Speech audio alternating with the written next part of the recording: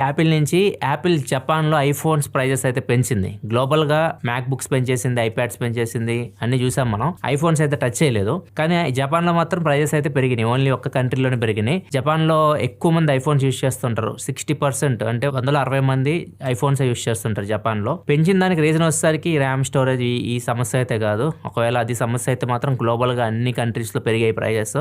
Only జపాన్‌లో ఎందుకు పెరిగిందంటే Japan currency డాలర్‌తో compare చేస్తే చాలా వరకు క్రాష్ అయింది. దగ్గర లాస్ట్ 4 ఇయర్స్‌లో 55% వీళ్ళ కరెన్సీ అయితే క్రాష్ అయింది. వీళ్ళది ఎన్ అంటారు. ఇప్పుడు $1 వచ్చేసరికి ఈక్వల్ టు 162 ఎన్‌కి సమానం అనమాట. చాలా పడిపోయింది వీళ్ళ వాల్యూ, కరెన్సీ వాల్యూ. అందుకని చెప్పేసి ఈ ప్రైస్ అయితే పెరిగింది. అండ్ జపాన్‌లో చాలా తక్కువ ఉండేది ప్రైస్. నార్మల్‌గా వేరే కంట్రీస్‌తో కంపేర్ చేస్తే ఐఫోన్స్ మీకు జపాన్‌లో కొద్దిగా కాస్ట్ తక్కువ ఉంటాయి. చాలా మంది ఏం చేస్తున్నారంటే జపాన్ నుంచి ఫోన్స్ కొనుక్కొని వేరే కంట్రీస్‌కి తీసుకెళ్తే అమ్ముకుంటున్నారు. వీళ్ళకి లాభాలు అయితే వస్తున్నాయి. గ్రే మార్కెట్ కూడా ఎక్కువైపోయింది. సో దీన్ని బ్యాలెన్స్ చేయడానికి కూడా కొద్దిగా పెంచినట్లయితే రిపోర్ట్ వస్తుంది.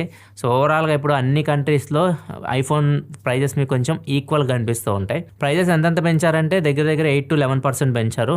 మన కరెన్సీలో కన్వర్ట్ చేస్తే ఐఫోన్ 17 మీద $7,800 దాకా పెరిగింది. ఐఫోన్ 17 Pro Max మీద దగ్గర $11,800 దాకా పెరిగింది. అండ్ ప్రజెంట్ అందరికీ ఏం డౌట్ ఉంటుందంటే ఇండియాలో కూడా పెరుగుతాయా, ఇప్పుడు కొనుక్కోవాలా లేకపోతే బీబీడీ వరకు వెయిట్ చేయాలా అని చెప్పేసి డౌట్స్ ఉంటాయి. ఇండియాలో పెరిగిందంటే గ్లోబల్గా పెరుగుతాయి. అన్ని చోట్ల అయితే పెంచేస్తే ఇండియాలో కూడా పెరుగుతుంది.